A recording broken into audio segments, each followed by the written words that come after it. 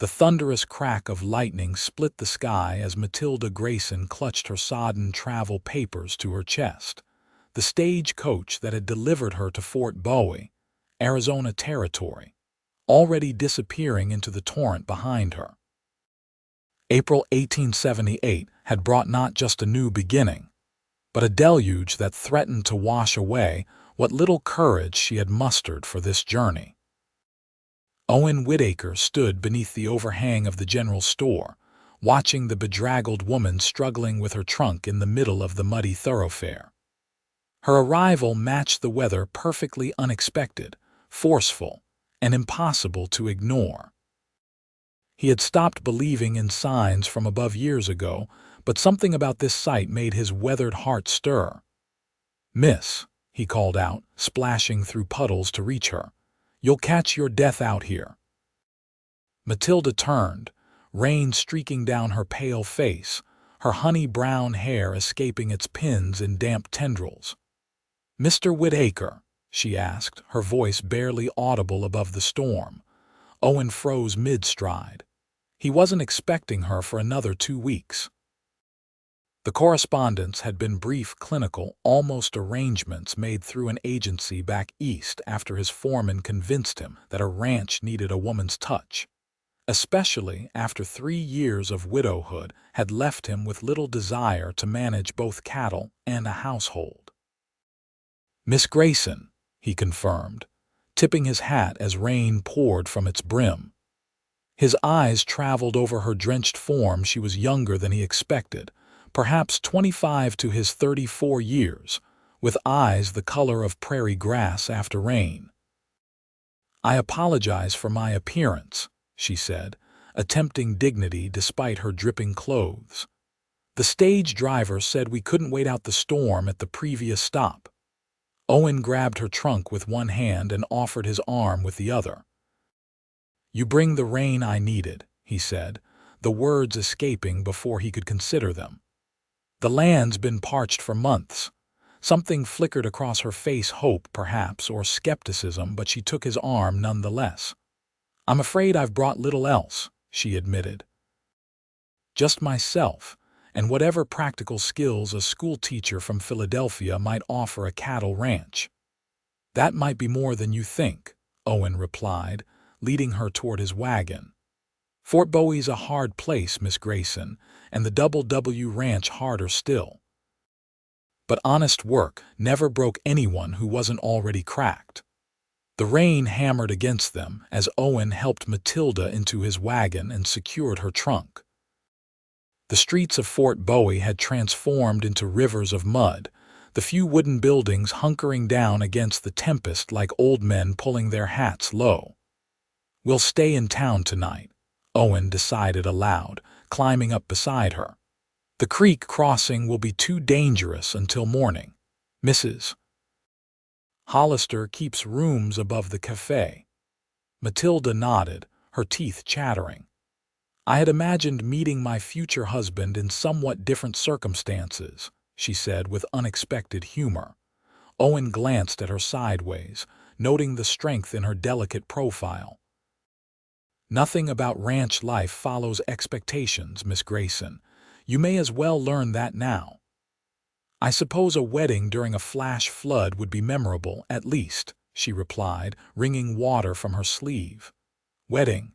Owen cleared his throat. "Miss Grayson, I think there's been a misunderstanding. The arrangement was for a housekeeper position, not a marriage." The color drained from Matilda's already pale face. "But the agency, the letters, they specifically listed a mail-order bride position." Owen's hands tightened on the reins. "Thomas," he muttered, "my foreman must have taken liberties with the correspondence." He guided the horses through the muddy street toward a 2-story building with a sign reading Hollister's Cafe and Boarding. "I see," Matilda said stiffly. "I've traveled 2,000 miles under false pretenses." "Not false," Owen corrected, feeling a sharp guilt he hadn't experienced in years. "Just incomplete." He pulled the wagon to a stop. "I need a housekeeper, Miss Grayson. I have a ranch to run and no time for domestic matters. My wife passed 3 years ago and I've no plans to replace her."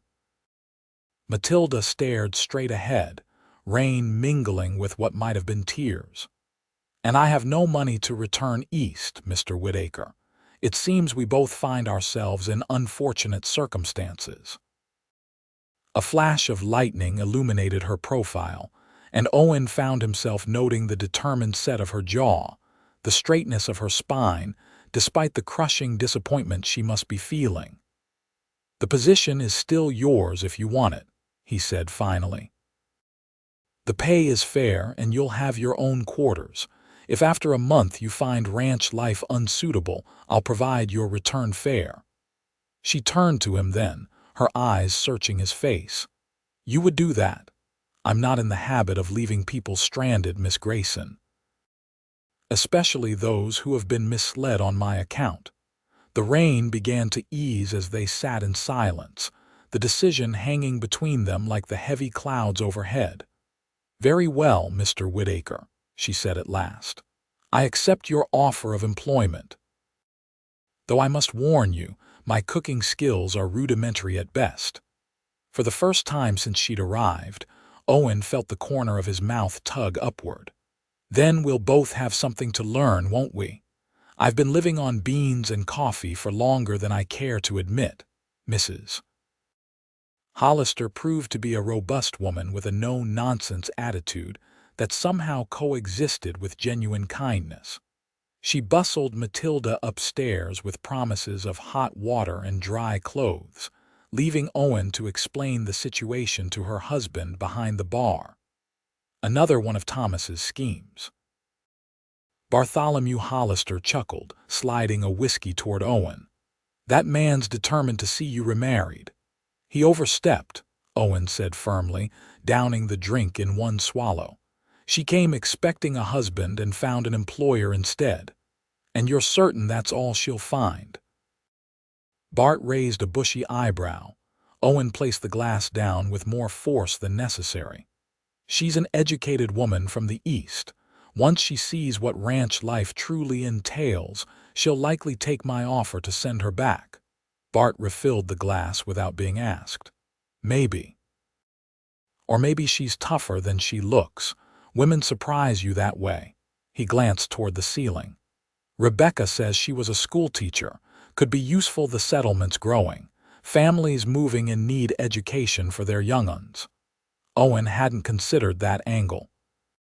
Fort Bowie had begun as little more than a military outpost against Apache raids, but in recent years, with increasing military presence and the relative peace with the tribes, more settlers had arrived.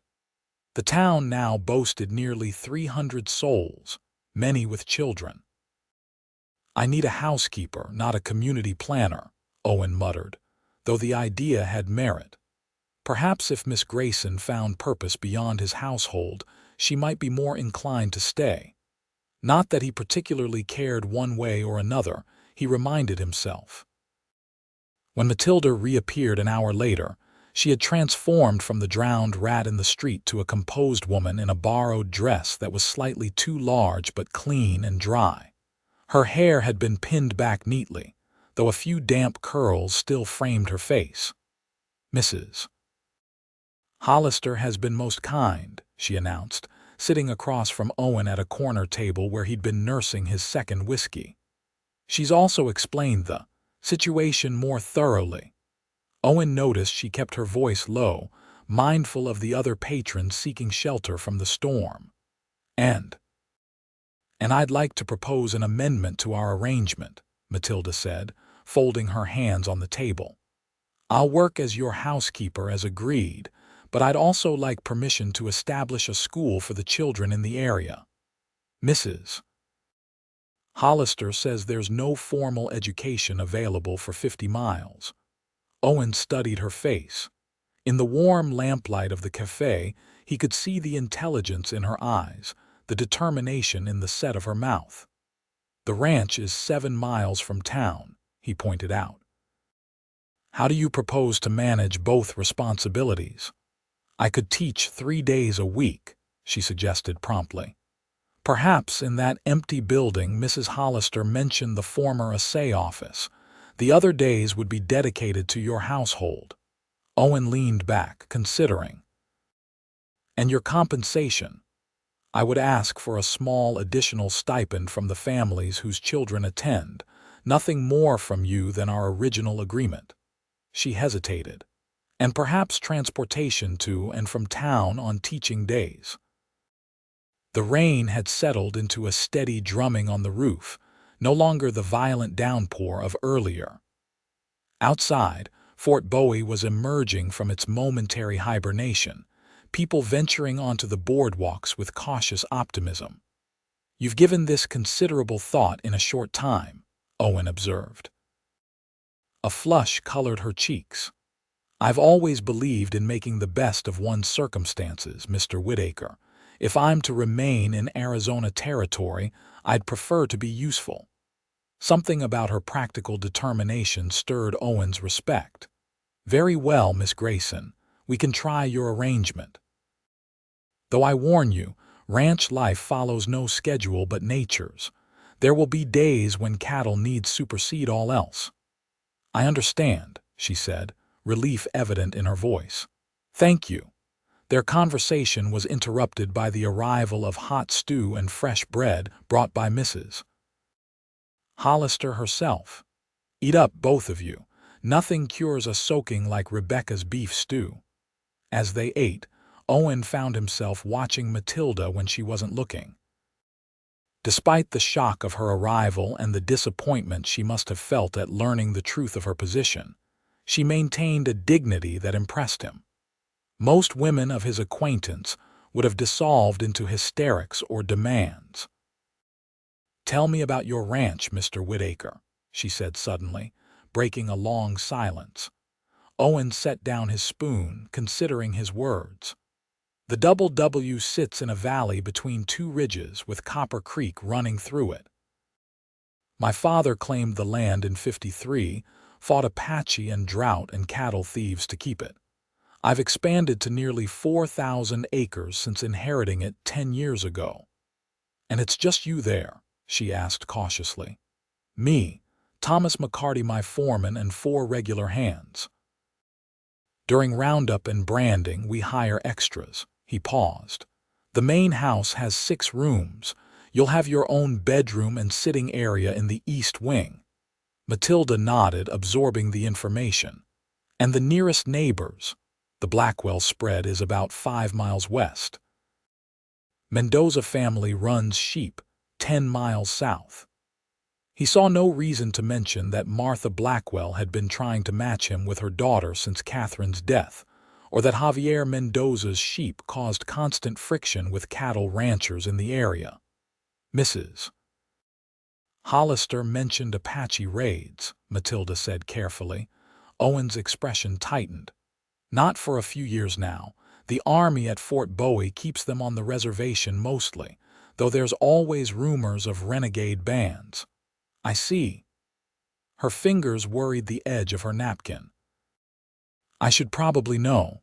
How did your wife die? The question hit him like a physical blow. 3 years hadn't dulled the edge of that particular pain. Childbirth, he said shortly. Her and the baby both. Matilda's eyes widened with sympathy. I'm so sorry, Mr. Whitaker. I didn't mean to. It's a fair question, he cut her off, not unkindly. You're entitled to know what you're walking into. He pushed back from the table. You should rest. We leave at first light for the ranch. The crossing should be passable by then. As Owen climbed the stairs to his own rented room, he found himself unsettled. There was something about Matilda Grayson, a quiet strength, an adaptability that reminded him of Catherine. Yet they couldn't be more different. Catherine had been born to ranch life, the daughter of a neighboring cattleman. She'd never questioned her place in the harsh landscape of Arizona territory. Miss Grayson was Eastern, educated, refined. The territory would either break her or transform her. Owen wasn't sure which outcome he expected or which he hoped for. Morning arrived with clearing skies, and the fresh, washed feeling that follows a desert storm. The main street of Fort Bowie remained a muddy mess, but the air sparkled with cleanliness, and the distant mountains stood in sharp relief against the blue sky. Owen found Matilda already downstairs, dressed in her own clothes now dry, her trunk packed and waiting. She was sharing coffee with Mrs. Hollister, their heads bent together in conversation that ceased when he entered. "The creek's down," he announced. "We should make good time." Matilda rose, extending her hand to Mrs. Hollister. "Thank you for everything. I'll return on Wednesday to discuss the school building." The older woman squeezed her hand. "You mind what I said about desert life, dear. It gives nothing freely, but it rewards persistence." The journey to the Double W Ranch revealed an Arizona territory transformed by the recent rain. Wildflowers had erupted overnight, painting the normally brown landscape with splashes of yellow and purple. Matilda exclaimed over each new vista, her enthusiasm for the scenery gradually drawing Owen out of his habitual taciturnity. "Those mountains to the north," he pointed. "The Chiricahuas, that's where the Apache lived before the reservations. Some say Cochise himself still hides up there, though most believe he's dead." "It's beautiful," Matilda breathed, taking in the rugged peaks, "but lonely." "How far to the nearest town from your ranch?" Fort Bowie's closest for supplies. "Tucson's nearly 100 miles west if you need real civilization." The wagon creaked over the recently flooded creek crossing, water still running higher and faster than normal. Matilda gripped the seat as the horses struggled against the current. "Easy," Owen murmured. The word meant as much for his passenger as the team. "They know what they're doing." Once safely across, the landscape opened into a broad valley cradled between ridges exactly as Owen had described. Cattle dotted the distant hillsides, and a cluster of buildings became visible as they crested a small rise.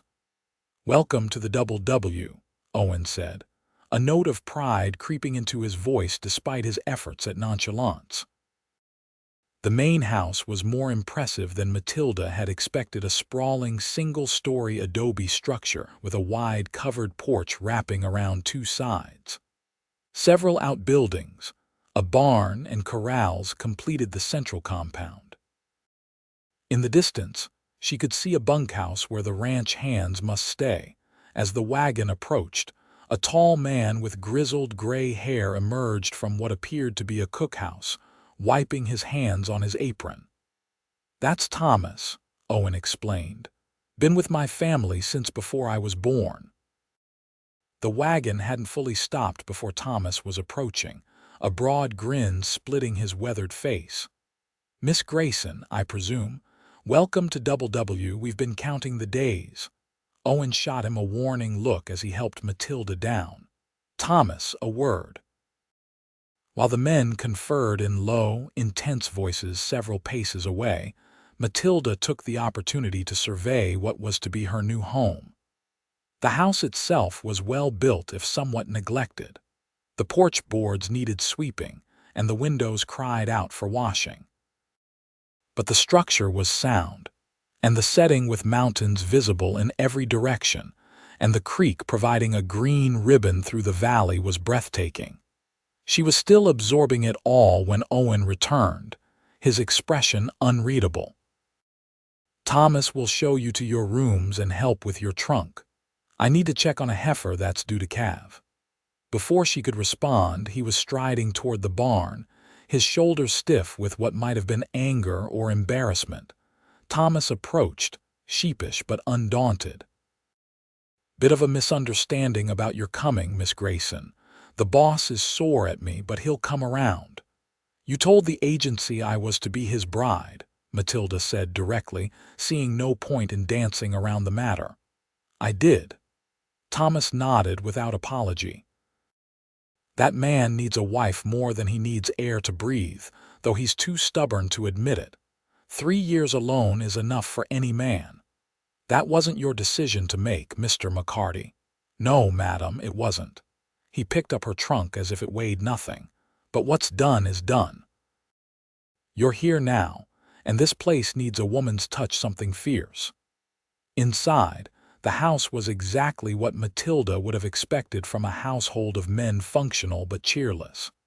The main room held sturdy furniture arranged without thought to conversation or comfort. A fireplace dominated one wall, flanked by bookshelves that held a surprising number of volumes. "The boss reads when he can't sleep," Thomas explained, noticing her interest, "which is most nights." He led her down a hallway to the east wing, opening a door to reveal a pleasant bedroom with windows facing the mountains. Adjacent was a small sitting room that could easily serve as a private space for receiving visitors or pursuing her own interests. These were Mrs. Catherine's rooms, Thomas said quietly. "The boss hasn't let anyone touch them since she passed. Insisted you have them, though." Matilda ran her hand over a delicate dressing table. "He must have loved her very much." "Like his own heartbeat," Thomas confirmed. "But a man can't live in the past forever." He set her trunk down. "I'll let you get settled. Kitchen's through the main room if you're hungry. We usually eat at sundown." Left alone, Matilda unpacked her meager belongings, the few dresses she owned, books that had been her companions since childhood, a small wooden box containing her mother's cameo and her father's pocket watch. She placed the family Bible on the nightstand and her teaching materials on a shelf in the sitting room. The reality of her situation was beginning to settle in. She was thousands of miles from everything familiar, in a house with strangers, one of whom had deceived her about her purpose here, and another who clearly viewed her presence as an unwelcome reminder of what he'd lost. Yet as she looked out the window at the vast landscape bathed in afternoon light, she felt something she hadn't expected possibility. The East had held nothing for her after her parents' deaths, just memories and the constant reminder that at 26, she was firmly on the shelf in Philadelphia society. Here, even as just a housekeeper, she might create something meaningful. The school, if she could establish it, would be her own. The work, though different from what she'd expected as a bride, would be honest. Matilda straightened her spine, just as she had done in the wagon during that first conversation with Owen Whitaker. She had not come all this way to falter at the first disappointment. Dinner that evening proved to be a tense affair. Owen returned just as Thomas was placing a platter of beefsteak on the table, his clothes dusty from the day's work, his expression guarded. Matilda had spent the afternoon taking inventory of the kitchen and pantry, making lists of what would be needed to properly run a household. "The heifer?" Thomas asked as Owen washed his hands in a basin by the door.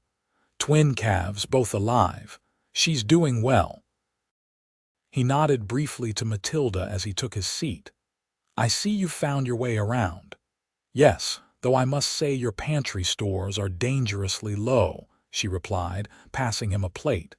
"And I couldn't help but notice the garden plot appears abandoned." Thomas chuckled. "Told you she'd notice, boss." Owen cut into his meat with more force than necessary. "Catherine kept a garden. No one's had time since." "I could restart it," Matilda offered.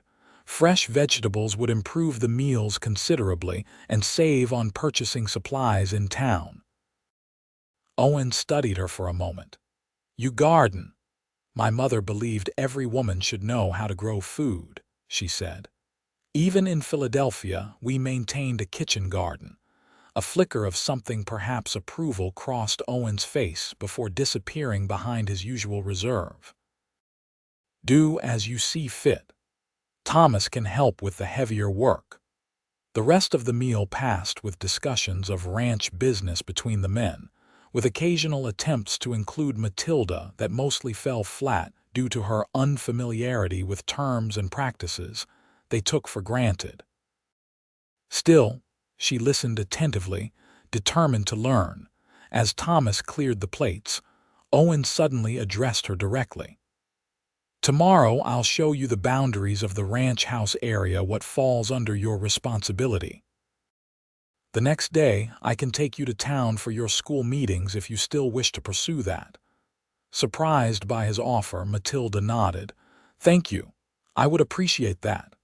"Don't thank me yet," he said, rising from the table. "You may find one responsibility enough once you understand what's involved." The following morning, Owen proved true to his word, taking Matilda on a tour of the ranch headquarters. The house itself would require significant attention: dusting, cleaning, organizing. The yard between buildings needed tending. The wash house needed restocking with soap and proper equipment. Catherine handled all this. Matilda asked as they inspected a storage shed filled with random tools and supplies. Owen nodded, his face tightening at the mention of his wife. She grew up on a ranch, knew what needed doing without being told. Matilda squared her shoulders. "I'm a quick study, Mr. Whitaker, and I'm not afraid of hard work." He regarded her with those assessing blue eyes. "No, I don't believe you are, Miss Grayson. But there's knowing work in theory and knowing it in your bones. This land tests everyone who comes to it." "Then I shall have to pass its tests," she replied simply. By midday, Matilda had a clearer understanding of the enormity of the task before her. The ranch was essentially a small, self-sufficient community, with the main house at its center. Everything from laundry to cooking to basic medical care would fall to her. As they walked toward the creek that gave the ranch its water supply, Owen suddenly stopped, pointing to a small fenced plot beneath a cottonwood tree. "Catherine," he said simply, "and the boy." Matilda's heart constricted at the sight of the two wooden crosses. Though Owen had told her of their deaths, seeing the physical reminder of his loss made it achingly real. "What was her name?" she asked softly. "The baby, James," Owen replied, his voice rough. "After my father." They stood in silence for a long moment, the only sound the gurgling creek and distant lowing of cattle. "She would have been happy about the rain," Owen finally said. "She always said this land was meant to be green if only the sky would remember its job." He turned abruptly. "Come. There's the garden plot to show you." The next day's journey to Fort Bowie was less awkward than Matilda had feared. Owen seemed to have exhausted his supply of grief-induced coldness during their tour of the ranch, and now treated her with a reserved but respectful cordiality. "There's a general store where you can order what you need for the house," he explained as they traveled the now dry road. "Put it on the ranch account. Same for anything you need personally, within reason, of course." "I wouldn't presume," Matilda assured him. "Also," he continued as if she hadn't spoken, "if you're serious about this school, you should speak with Sheriff Miller as well as Mrs. Hollister. He knows all the families with children in the area." Matilda glanced at him in surprise. "You've given this some thought?" A faint flush colored his tan cheeks. "Just practical considerations." In Fort Bowie, Owen left Matilda with Mrs. Hollister while he attended to ranch business. The older woman wasted no time in leading her to the abandoned assay office, a solid structure that would indeed serve well as a schoolhouse with some cleaning and basic furniture. "The Army engineer says it's sound," Mrs. Hollister explained. "Just needs sweeping out and some windows replaced." "My Bart can help with that." Sheriff Miller proved equally supportive when they visited his office. A tall man with a handlebar mustache and kind eyes, he immediately grasped the value of education for the growing settlement. "By my count, we've got nearly 30 children between 6 and 16 within riding distance," he mused, consulting a ledger. "Miners' kids from the hills, ranchers' families, a few from town, even a couple of half-Apache children living with their white father since their mother died." "All are welcome," Matilda said firmly. I don't believe in discrimination in education. Miller's eyebrows rose, but he nodded approvingly. Refreshing attitude, Miss Grayson. Not everyone shares it. By the time Owen collected her in mid-afternoon, Matilda had a list of potential students, offers of desks and benches from various townspeople, and the promise of the building once basic repairs were completed. "You've been busy," he observed as they loaded supplies into the wagon. "It's encouraging to find such support," she replied, unable to keep the excitement from her voice. "I could begin classes as early as next week if the building is ready." Owen helped her into the wagon, his hands strong and sure at her waist. "And the ranch duties?" "I've scheduled teaching days for Monday, Wednesday, and Friday," she explained. "The heaviest housework can be done on other days." He nodded, seeming satisfied with her planning. As they left town, Matilda felt a tentative optimism growing. Perhaps this unexpected arrangement could work after all. The next week established a rhythm to their lives.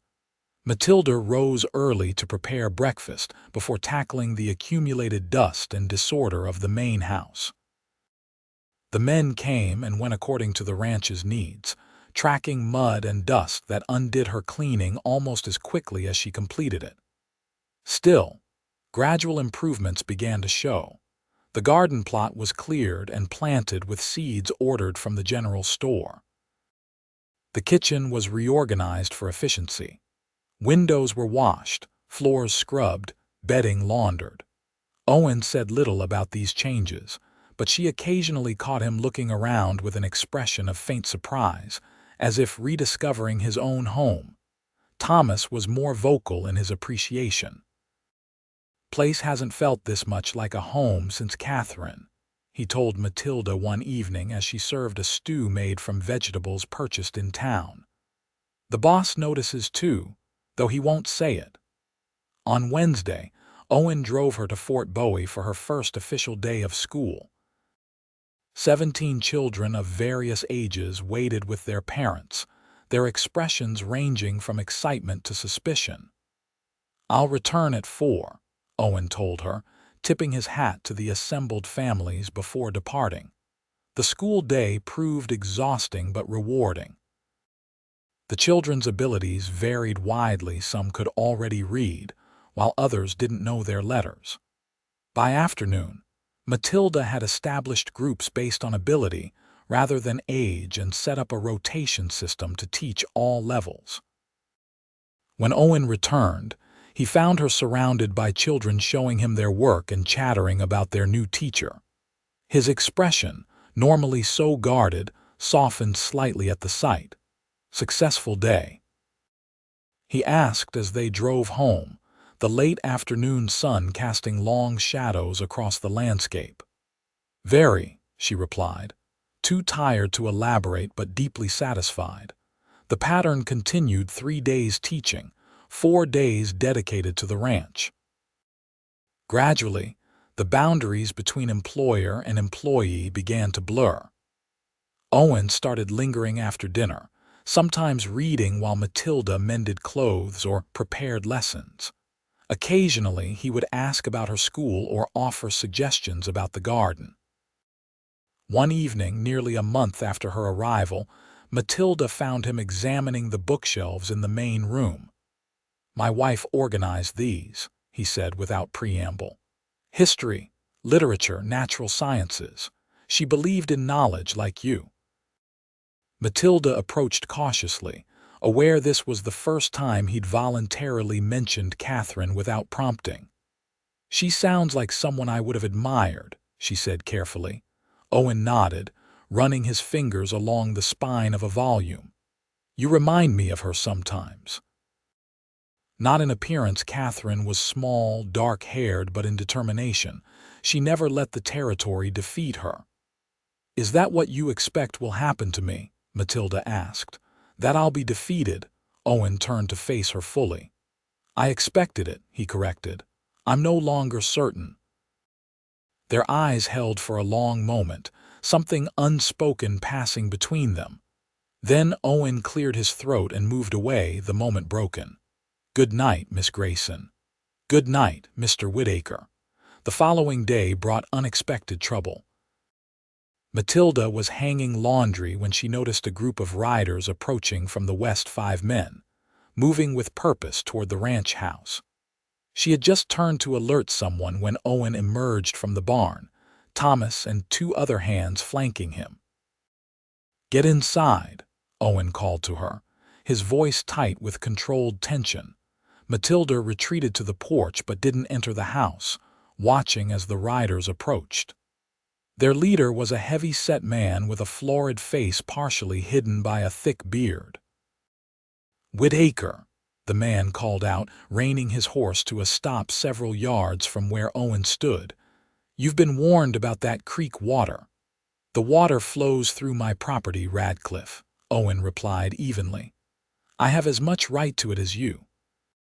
"Your dam's cutting off our share," the man Radcliffe snapped.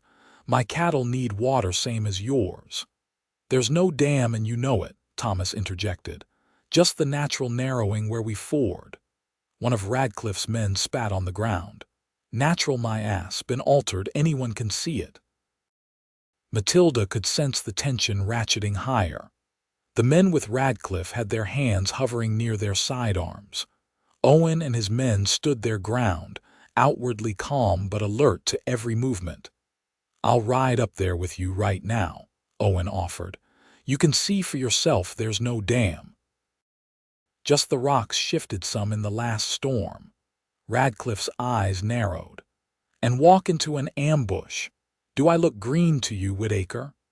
"Looks like you've been riding with Mendoza," Thomas observed, nodding toward one of the men whose features suggested Mexican heritage. "Interesting company for a cattleman." "Mendoza knows what you're about," Radcliffe retorted, trying to squeeze out the smaller spreads. Owen's patience visibly thinned. "I've offered to show you there's no dam. You can accept or ride away, but those are your only options on my land." For a tense moment, Matilda thought violence would erupt. Then Radcliffe jerked his chin up. "This isn't over, Whitaker. Water rights matter out here, and I won't have my herd dying of thirst while yours drink their fill." With that, he wheeled his horse around, his men following suit. They rode off at a canter, dust rising behind them. Owen watched until they were well away before turning toward the house, his expression grim. He seemed unsurprised to find Matilda on the porch. "Water disputes," he explained shortly. "Common enough out here, especially after dry spells." "He seemed very angry," Matilda observed. "Radcliffe's always looking for someone to blame for his poor management," Owen sighed. "He's let his herd overgraze for years, and now he's feeling the pinch." "Is there truly no dam?" she asked. Owen's eyes met hers, clear and direct. "No dam. Just nature's doing. But Radcliffe needs an enemy, and I'm convenient." That evening, the ranch hands ate at the main house rather than the bunkhouse, a precaution, Thomas explained, in case Radcliffe decided to return with more men or under cover of darkness. The mood was subdued, conversations centering on security measures and watches to be maintained. After the men had gone to their posts, Matilda found Owen on the porch, staring into the darkness with a rifle across his knees. "You should rest," he told her without turning. "As should you," she countered, settling into a chair beside him. They sat in companionable silence for several minutes before Owen spoke again. "I'm sorry you had to witness that today. It's not usually so volatile. No need to apologize." "I'm beginning to understand this territory better," Matilda replied. "Everything is about resources, water, grass, timber, things taken for granted back east." Owen glanced at her, surprise evident in his expression. "Most Easterners never grasp that. I'm a quick study, remember," she said with a small smile. "Besides, teaching the children has been educational for me as well. They speak freely about their family's challenges." "And do you regret coming?" he asked suddenly. now that you've seen the reality instead of whatever romantic notion brought you here?" Matilda considered the question seriously. "I came seeking purpose, Mr. Whitaker. Whether as a wife or a teacher or a housekeeper matters less than finding useful work and a place to belong. And have you found that?" His voice had dropped lower, the question seeming to hold more weight than its simple words suggested. "I believe I'm beginning to," she answered honestly. The night passed without incident, and the following days returned to their established routine. However, Matilda noticed subtle changes in Owen's behavior toward her. He sought her opinion on ranch matters, lingered longer in conversation, occasionally even smiled at her observations or gentle teasing. In turn, she found herself increasingly aware of him as a man rather than merely an employer. She noticed the strength in his hands, the intelligence in his eyes, the rare but transformative effect of his smile. Without her quite realizing when it had happened, her initial disappointment had evolved into something far more complicated. The school flourished as word spread. By the 6th week, Matilda had 24 regular students and had organized them into morning and afternoon sessions to accommodate different age groups. Parents contributed what they could: eggs, firewood, repairs to the building, hand-me-down books. Sheriff Miller even persuaded the Army commander to donate outdated maps and a box of pencils. One Friday afternoon, as school concluded, Matilda was surprised to see Owen waiting outside rather than at the usual pickup location by the general store. "Thought I'd see this school of yours in action," he explained somewhat gruffly. "You just missed everyone," she said, gathering her materials, "though Miguel is still finishing his letters in the corner." Owen stepped into the schoolroom, taking in the orderly rows of desks, the chalkboard with the day's lessons still visible, the careful displays of student work on the walls. "You've accomplished a great deal in a short time," he observed, genuine admiration in his voice. "The children are eager to learn," Matilda replied. "That makes my job easier." Miguel, a shy boy of about 9 whose father worked at the livery stable, approached with his completed work. His eyes widened at the sight of Owen, whose reputation as one of the territory's successful ranchers clearly impressed him. "Very good, Miguel," Matilda praised, examining his careful lettering. "You've improved tremendously." After the boy departed, Owen helped Matilda gather her remaining items. "The parents speak highly of you in town," he told her as they walked to the wagon. "Even Radcliffe's foreman mentioned his children are learning more than he ever did at their age." "Radcliffe has children in my school?" Matilda asked, surprised. Owen nodded. 2 boys. "Apparently, education transcends water disputes." "Perhaps there's hope for peace then," she suggested as he helped her into the wagon. "Perhaps," Owen agreed, though he sounded unconvinced. As they drove through town, Matilda noticed people nodding respectfully to Owen, several calling out greetings. Despite his reputation for keeping to himself, it was clear he commanded respect in Fort Bowie. They were nearly at the edge of town when Sheriff Miller hailed them from the boardwalk.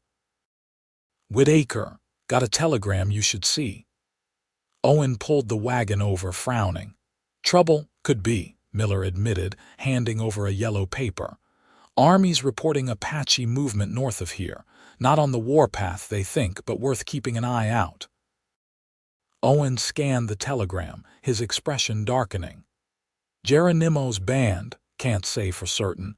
Just thought you should know, being somewhat isolated out your way." "Appreciate it," Owen said, folding the paper and tucking it into his pocket.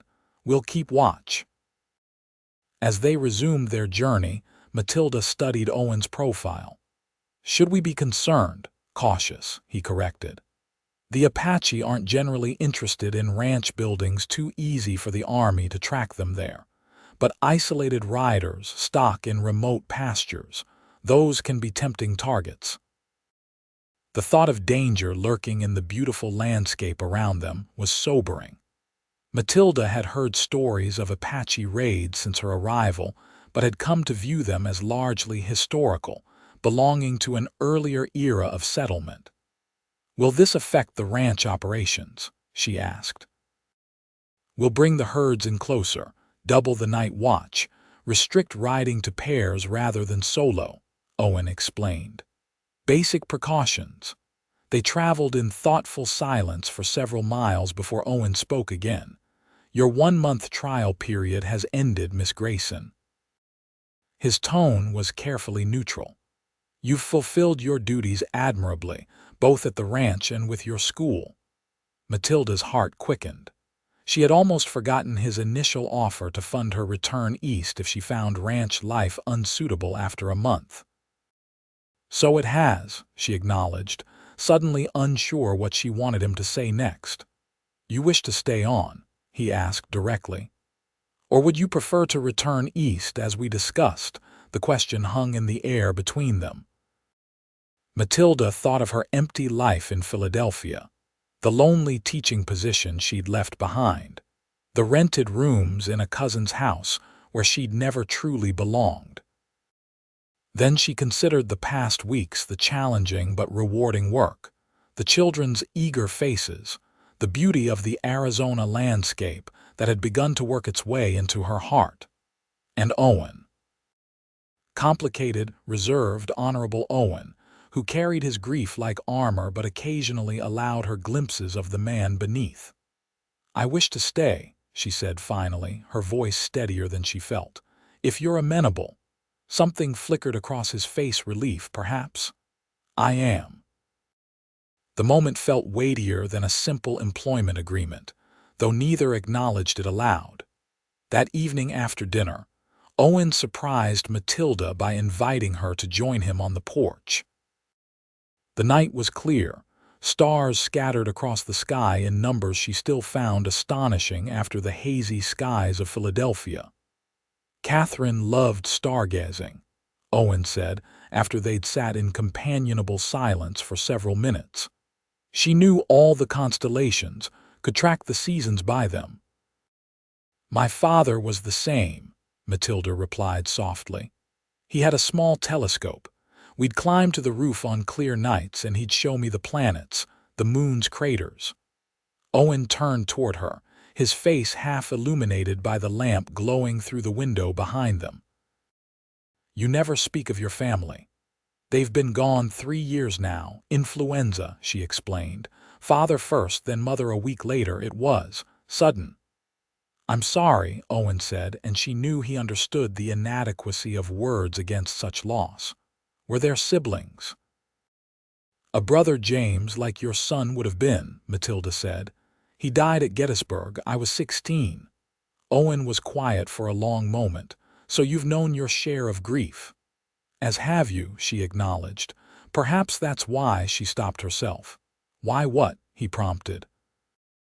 Matilda chose her words carefully. "Why we understand certain things about each other without explanation." Their eyes met in the darkness, and Matilda felt a current of recognition pass between them, two souls who had weathered similar storms. "Yes," Owen said simply. "I believe we do." The Apache threat materialized 3 days later when a neighboring ranch reported cattle missing and strange tracks around their water hole. The Army dispatched a small detachment from Fort Bowie to investigate, and tension settled over the valley like an invisible fog.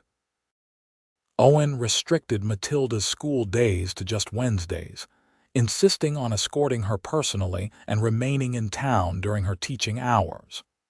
Though she chafed at the limitations, she recognized the genuine concern behind his protectiveness. "It's not that I doubt your capabilities," he explained as they rode to town one Wednesday morning, "but I've seen what Apache raids can do. I won't risk your safety." "I understand," she assured him, touched by his concern, "though I hate disrupting the children's education." "One day a week is better than none," he pointed out pragmatically. And this situation won't last forever. Either the Apache will move on or the Army will address the matter. In Fort Bowie, tension was equally evident. More soldiers patrolled the streets, and civilians carried weapons openly. Several families had moved into town temporarily from outlying homesteads, including the Radcliffes, whose ranch was further from the protection of the fort than the W. Matilda was surprised when Mrs. Radcliffe approached her after school that day, a formidable woman with a stern face but kind eyes. "My boys speak highly of you, Miss Grayson," she said without preamble. "They've learned more in your schoolroom than in 3 years with their previous teacher in Texas." "They're bright children," Matilda replied honestly, "eager to learn."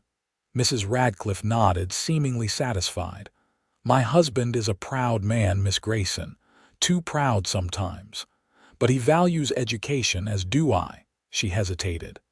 "This business with Whitaker, it's not personal, it's about survival."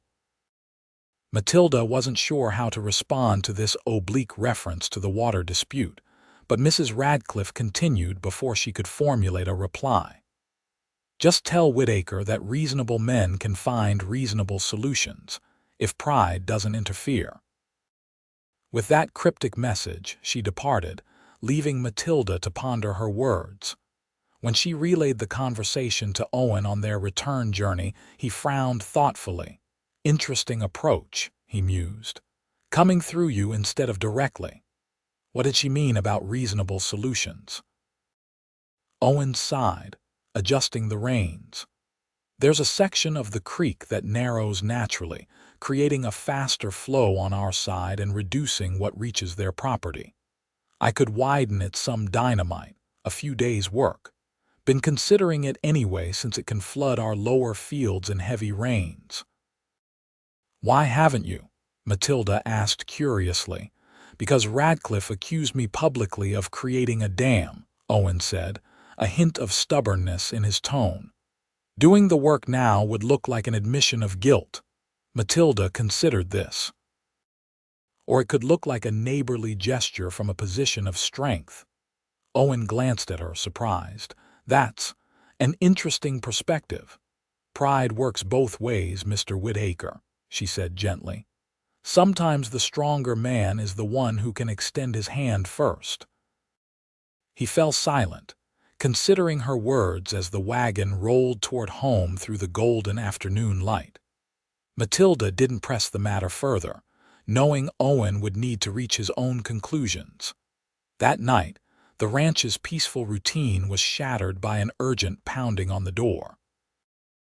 Owen, who had been reviewing ledgers at the kitchen table while Matilda mended linens, reached for his rifle before answering. It was one of the hands, breathless and wide-eyed. "Fire, boss, north pasture fence line." Owen was moving before the man finished speaking. "Wake Thomas and the others. Bring water wagons." "Is it the Apache?" Matilda asked, setting aside her sewing. "Could be," Owen replied grimly, checking his gun. "Or lightning. Either way, we need to contain it before it reaches the grazing lands." Matilda followed him onto the porch, where she could now see an orange glow on the distant horizon. "What can I do?" "Stay here. Keep the rifle by the door. Bar it behind me," he instructed, his tone brooking no argument. "If anyone approaches who isn't ranch personnel, fire a warning shot." With that, he was gone, running toward the barn where men were already saddling horses and hitching teams to wagons. Matilda watched until the last lantern disappeared toward the fire, then reluctantly went inside and secured the door as instructed. The hours crawled by with excruciating slowness. Matilda kept watch from the windows, alternating between the north-facing view where the fire's glow was visible and the yard where she hoped to see the men returning. She boiled coffee and prepared simple food, knowing they would be exhausted and hungry when they finally returned. It was nearly dawn when she heard horses in the yard. Cautiously approaching the window, rifle in hand as Owen had instructed, She confirmed it was indeed the ranch hands returning before unbarring the door. They staggered in, faces blackened with soot, clothing singed in places, exhaustion evident in every movement. Owen was the last to enter, his expression grim but satisfied. "Contained," he reported tersely. "Lost about 50 yards of fence line and some grazing land, but caught it before it reached the main pastures." "Apache?" she asked, pouring coffee for the men. Thomas shook his head, accepting a cup with grateful hands. "Don't think so. No tracks, no signs.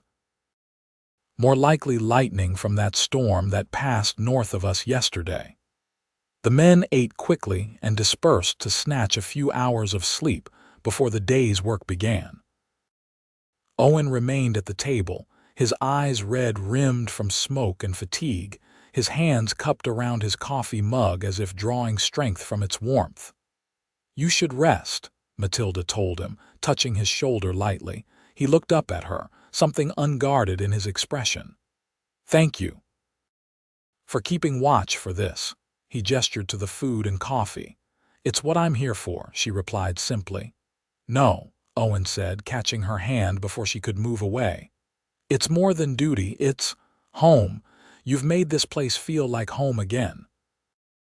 The words hung between them, more significant than they might appear to an outside observer. Matilda felt her heart quicken as Owen's thumb brushed across her knuckles. "I'm glad," she said softly. "I've come to think of it as home as well." For a moment it seemed Owen might say more, but exhaustion won out. He released her hand and rose wearily from the table. "I need to check the fence line again after some rest. The men will take watches." "I'll be here," Matilda assured him. The threat of Apache raids diminished in the following weeks, as Army patrols reported the band had moved further north, away from settled areas. Life at the Double W gradually returned to its established rhythms, though with subtle changes that reflected the evolving relationship between Owen and Matilda. They began taking evening walks along the creek when weather permitted. Owen started joining Matilda in the garden, initially offering advice but eventually working alongside her, seeming to find peace in the simple task of coaxing life from the soil. For her part, Matilda expanded her responsibilities, keeping the ranch books in addition to her housekeeping and teaching duties.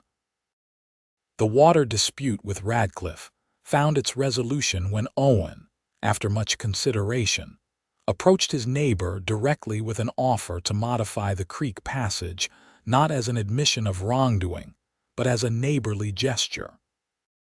Radcliffe, perhaps influenced by his wife's respect for Matilda, accepted the olive branch with gruff appreciation. "You were right," Owen told Matilda after returning from the meeting. "The stronger position was to extend the hand first." "I'm glad you found a resolution," she replied, genuinely relieved that the tension had eased. As summer progressed into early fall, Matilda's school continued to grow. The town council, recognizing its value, voted to provide a small stipend to supplement the parents' contributions.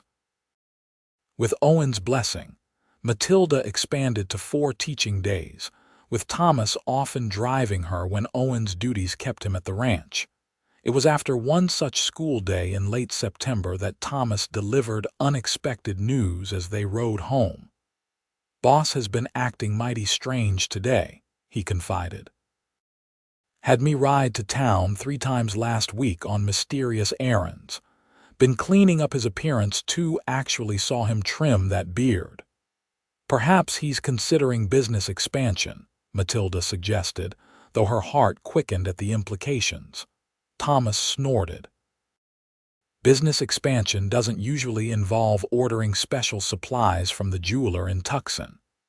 Matilda fell silent, unwilling to nurture hopes that might prove unfounded.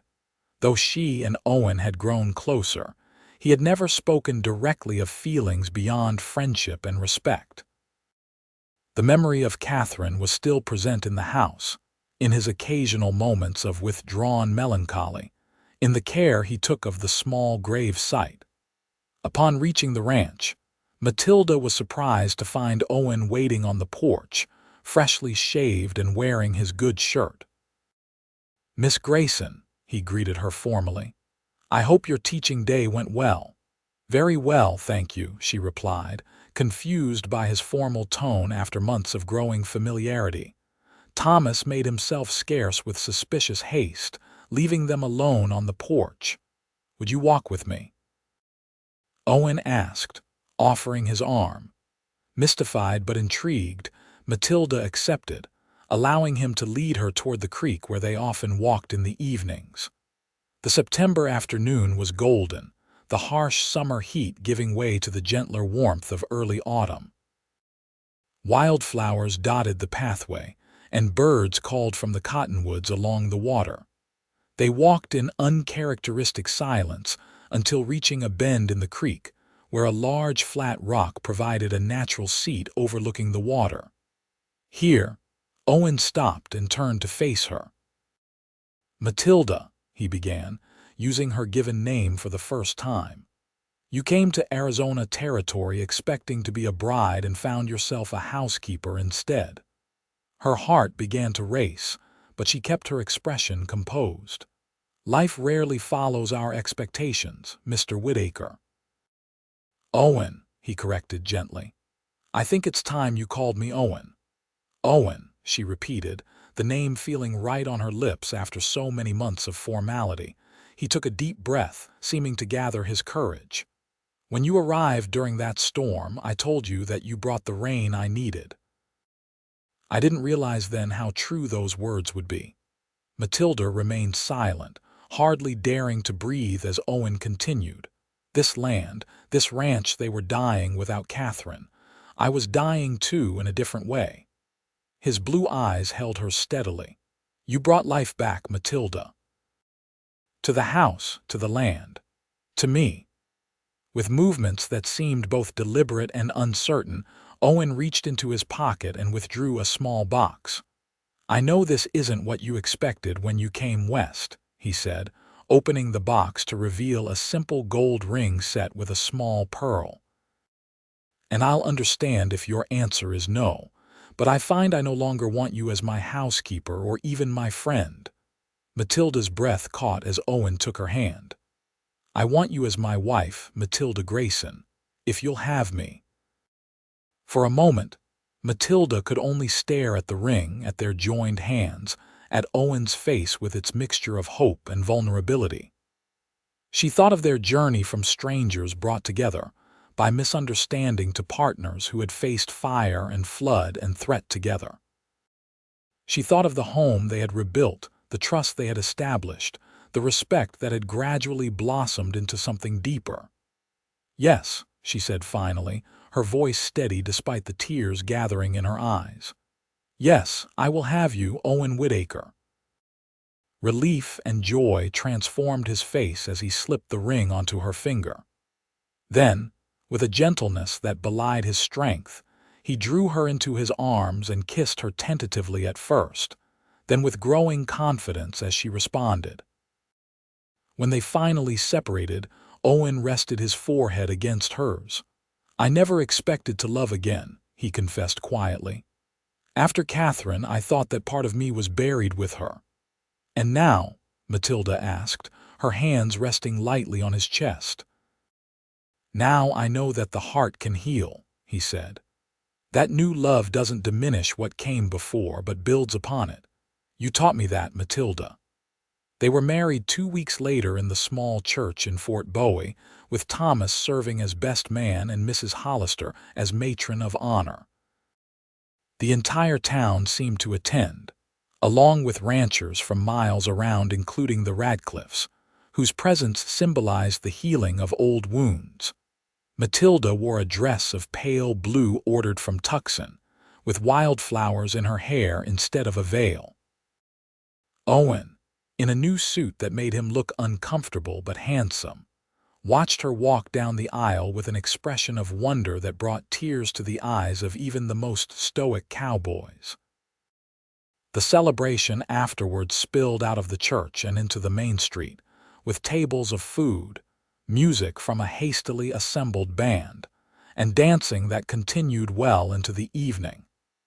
Matilda's students presented her with a handmade quilt, each square embroidered with their names. Owen received numerous slaps on the back and good-natured, teasing about finally coming to his senses. As sunset painted the sky in shades of orange and purple, Owen led his bride to their wagon for the journey home. Thomas and the Hands had promised to remain in town until morning, giving the newlyweds privacy for their first night as husband and wife. "Happy, Mrs. Whitaker?" Owen asked as they drove through the gathering dusk, the ranch a distant shape on the horizon. "Completely," Matilda replied, leaning against his shoulder. "Though I'll still be Miss Grayson at the schoolhouse, less confusing for the children." Owen chuckled, the sound warm in the cooling evening air. "Always practical." "One of us should be," she teased. "Since you've become such a romantic." "Only with you," he assured her, pressing a kiss to her temple. At the ranch, Owen surprised her by lifting her from the wagon and carrying her across the threshold of the house that had become their home long before they acknowledged their feelings for each other. Inside, they found the main room transformed, fresh flowers on every surface, new curtains at the windows, a cheerful fire burning in the hearth despite the mild evening. "Thomas," Owen explained, setting her down gently, "and the Hands, they've been planning this for days." "It's beautiful," Matilda whispered, touched by the gesture from men who express themselves more easily through actions than words. Later, as they lay together in what was now truly their shared bedroom, Owen traced the curve of Matilda's cheek with gentle fingers. "I never wrote back to that agency," he confessed, "to tell them Thomas had overstepped. I was too angry, then too busy then." "Then what?" Matilda prompted when he hesitated. "Then I was too grateful," he admitted, "for the mistake that brought you to me." Matilda smiled in the darkness, twining her fingers with his. "Not a mistake," she corrected softly. "Providence." In the years that followed, the W Ranch prospered under their joint stewardship. Matilda's school became a permanent institution in Fort Bowie, eventually moving to a purpose-built building funded by community contributions. Owen expanded his cattle operation, introducing better breeding stock and implementing innovative range management practices that other ranchers soon emulated. Their first child, a son they named William after Owen's grandfather, arrived a year after their marriage, a robust boy with his father's blue eyes and his mother's determined spirit. A daughter, Sarah, followed 2 years later, and another son, Robert, 2 years after that. The Apache threat eventually faded as the last holdouts surrendered to the Army or crossed into Mexico. Fort Bowie grew from a rugged outpost to a respectable town with a bank, a proper hotel, and even a small newspaper that occasionally featured articles by Matilda about educational matters. Through it all, the harsh summers and mild winters, the occasional droughts and blessed rains, the daily challenges and simple joys of ranch life, Owen and Matilda built a partnership founded on mutual respect and deepening love. Sometimes, especially when rain clouds gathered over the distant mountains, Owen would recall that first day when Matilda had arrived during the storm, soaked and disappointed but unbowed. "You really did bring the rain I needed," he would tell her, and she would smile, understanding that he meant far more than the water that had nourished the parched land. One evening in their 10th year together, as they sat on the porch watching their children play in the yard, Owen took Matilda's hand, his thumb brushing over the wedding band that had replaced her engagement ring. "Any regrets?" he asked, a question he posed occasionally, always with the same undertone of wonder that this educated Eastern woman had chosen to build a life with him in the demanding Arizona territory. Matilda looked out at their home, the flourishing garden, the sturdy ranch buildings, the distant cattle grazing on healthy grassland, their beautiful children. She thought of the school where generations of Fort Bowie children would be educated, of the community they had helped build, of the love that had grown from the most unlikely of beginnings. "Not one," she replied, as she always did. "Everything that matters is right here." And as the sun set behind the mountains, painting the sky in a magnificent palette that no eastern city could match, Matilda leaned her head against her husband's shoulder, content in the knowledge that sometimes life's greatest journeys begin with a misunderstanding and a storm.